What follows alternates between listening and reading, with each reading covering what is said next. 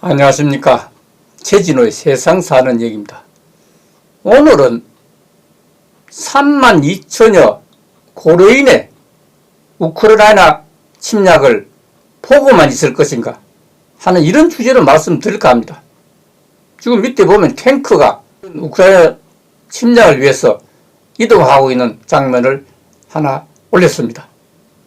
이 정도로 우크라이나 쪽으로 엄청나게 많은 소련 군대가 사방에서 이걸 밀어붙일 작정으로 하고 있습니다. 우크라이나 사태의 심각성을 알리기 위해서 이 고려인이 32,000명이 우크라이나에 살고 있다는 사실을 알아야 됩니다. 우크라이나는 유럽에서 동서남북을 연결하는 중심에 위치하고 있습니다. 우크라이나는 서쪽 유럽 사람들이 동방으로 가는 길목이고 동쪽 중아시아 유목민이 유럽으로 가는 요충일 뿐만 아니라 러시아가 흑해를 거쳐 지중해와 대양으로 나가는 주요한 출구이기 때문입니다. 이러한 지리적 위치성 때문에 우크라이나는 항상 주변국의 침략을 받고 시달리며 불안해해왔습니다. 그래서 우크라이나 독립국으로 존재한 기간은 매우 짧습니다. 심지어는 우리 민족 몽골의 지배도 받았고 폴란드와 리투아니아의 지배도 받았으며 러시아, 오스트리아의 지배를 받아왔습니다. 이 황제 아카테리나 2세가 우크라이나를 지배할 때 우크라이나 농민을 농노로 전락시켰기 때문에 우크라이나인의 반러시아 감정이 삭히기 시작했습니다.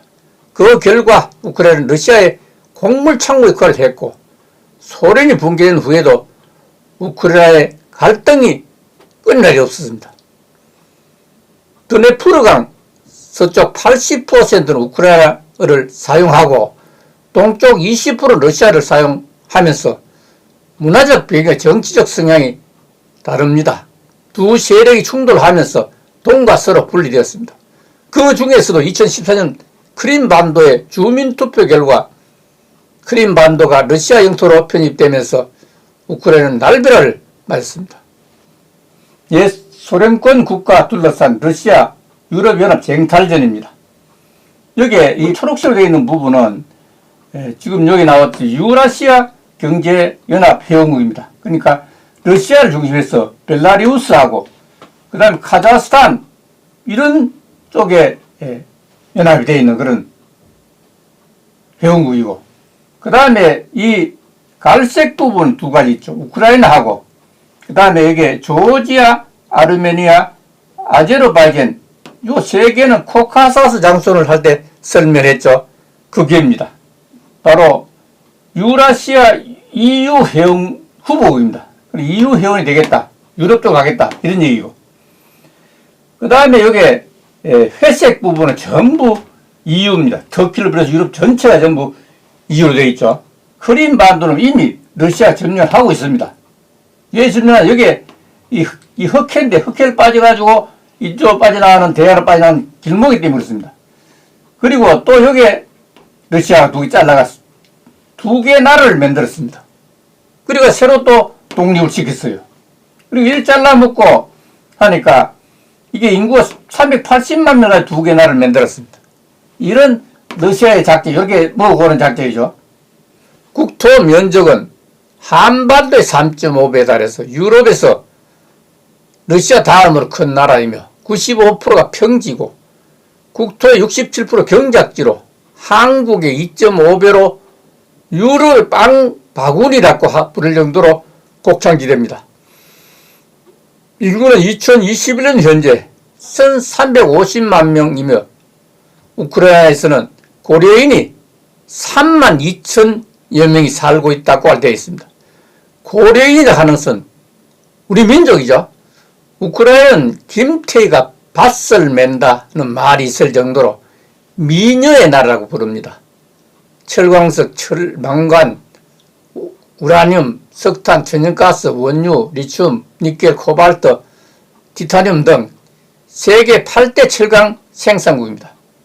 세계 25% 티타늄 매장을 자랑하고 있고, 그래서 우주 항공 산업이 매우 발달해서 비행기 로켓의 재료로 쓰이는 티타늄 광산을 많이 함유하고, 망간도 세계의 5분의 1을 차지하고 있습니다. 우크라이나는 소련의 서기장 2명을 배출했던 나라이기도 합니다.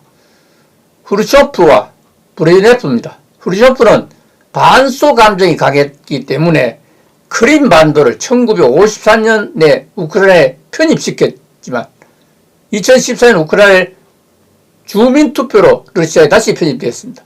60년간 우크라이나에 편입시킨 그런 사실입니다. 고르바초프가 1991년 8월 24일 최고회의는 독립선언법을 채택했으며 12월 1일 국민투표에서 유권자 84% 투표하여 투표자 90% 찬성으로 우크라이나의 독립을 선언했어.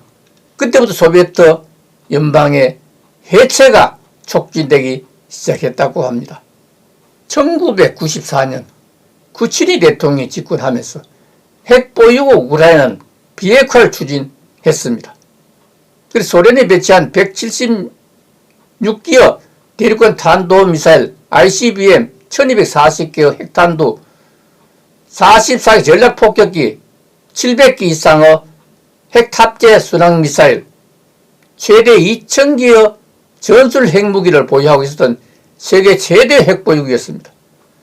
우크라이나는 미국과 서방의 안전보장과 경제 지원을 받는 대가로 핵탄두를 모두 러시아에 반환하고 미국의 기술 지원으로 미사일을 해체해서 1996년 마지막 핵탄두가 우크라이나를 떠났고 2001년 핵무기 시설 해체도 완료했습니다.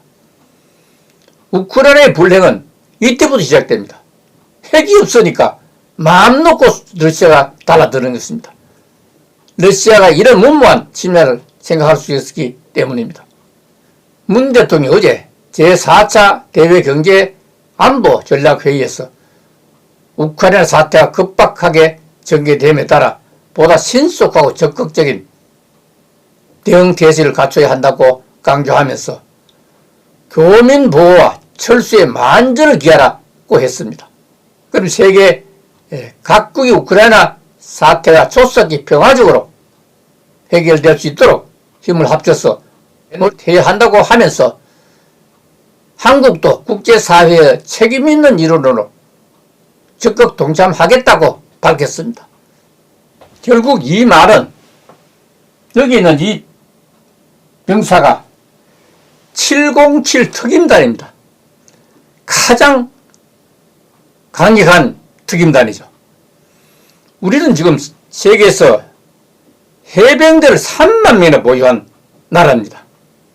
그 정도 보면 이건 엄청난 병력이죠. 거기서도 특임대는 대단합니다.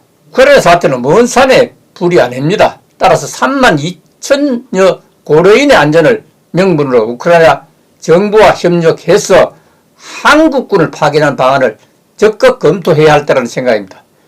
세계를 놀라게 했던 에덴만 여명작전을 기억하실 것입니다. 지난 2001년 1월 21일 사모 해운 소속 사모 주얼리호가 소말리아 해적에 납치된 지 6일 만에 우리 해군의 작전에 의해서 구조되던 사건입니다. 창해부 최영함이 오전 작전에 투입해서 고속단정을 이용해서 특수요원 UDT를 피랍된 사모 주얼리호에 침투시켜 총격전 끝에 오후 2시 56분께 해적을 제압하고 선박을 장악했던 그런 사실입니다. 당시 이명호 대통령 아벤만 여명작전은 장군 일에 해외에 파병된 군사작전을 통해 우리 국민을 구출한 첫 사례라면서 역사적인 사건으로 평가를 했습니다. 자, 그래서 방금 여기에 보는 이 특수부대가 707 특수부대원입니다. 이 특수부대를 파견한 사건이 여러 곳에가 있습니다. 심지어는 지금 우크라이나에도 직접 파견했던 그런 경험이 있고, 그래서 구출된 작전을 했던 적도 있습니다. 그래서 우리 교민도 보호해야 되겠지만 유럽 나토의 그 중재 역할로서도 우리가 들어감으로써 이 전쟁을 종식시켜야 한다는 생각이 듭니다. 그럼 오늘 여기서 마치겠습니다. 감사합니다.